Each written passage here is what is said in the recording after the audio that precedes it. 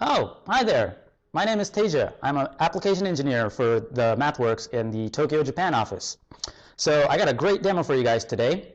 What we're going to do is basically solve a Sudoku puzzle just using a plain old USB webcam and, of course, MATLAB. So this is MATLAB, and I'm going to open up Sudoku video function here.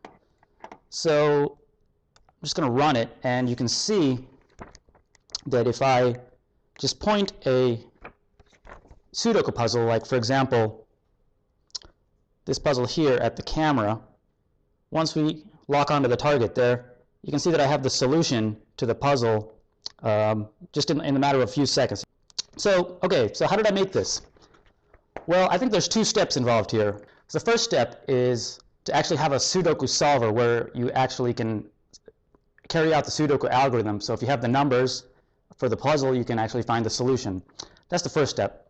And then there's also the image processing aspect to this problem, where I basically take a Sudoku image. Here I used an image from the MathWorks News and Notes, but you could have tried this with any Sudoku puzzle image. And I actually have to read in the numbers from the book into MATLAB. I'm going to open up another file here, my Sudoku Solver. This is the actual part where I do the Sudoku algorithm, the actual numerical part of the demo. This program, my Sudoku Solver, gets a file name as an input, basically reads in the numbers from that file, and then calls another file here, Sudoku Solver. And if I just open this, this is where I actually have, in about 50 lines of code, an algorithm which will solve any Sudoku puzzle, provided that it has a solution. So let me just try out this my Sudoku Solver, and you can see how it works. I'm going to open up another text file here, Sudoku Puzzle 1. So you can see I have this Sudoku puzzle here, put in a text file, and where there are no numbers, I'm just using a 0 as a placeholder.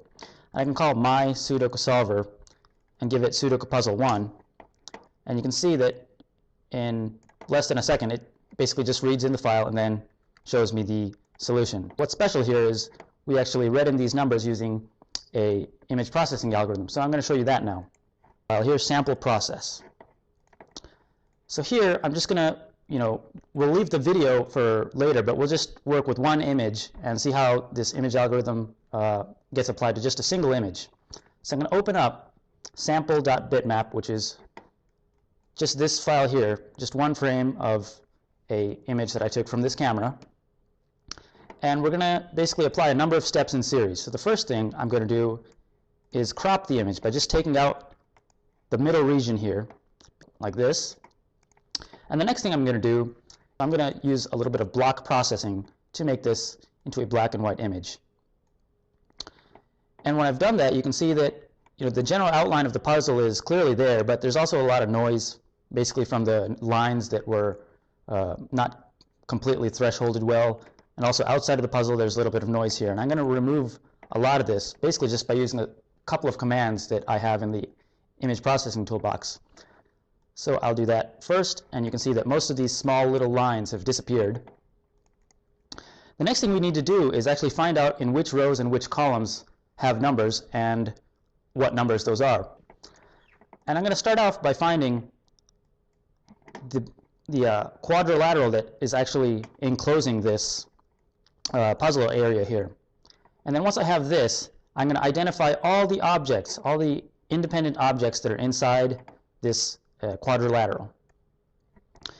And so I've kind of given a little red circle that's covering all these objects here.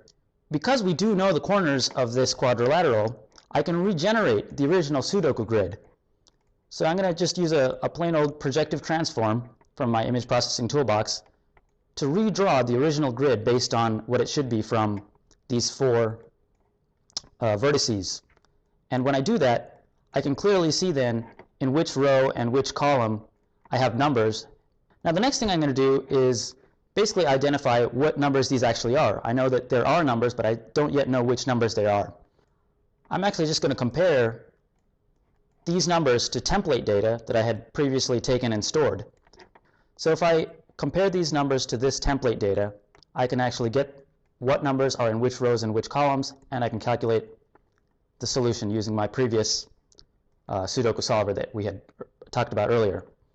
So the next thing I need to do, or actually the final thing that I need to do, is take the solution and put it back on the original image. And the first thing I need to do that is generate an image of the solution. This is what I'm actually going to overlay onto the original image. So I can use the previous perspective transformation in reverse to do this. And when I do that, you can see that indeed I can map that previous image back onto the original image coming in from the camera. So now I just showed you how I did this using a single frame, but the nice thing about MATLAB is I can actually apply this in real time to data that I'm streaming through the web camera. So let's just take a look at that one more time and you can see how that works.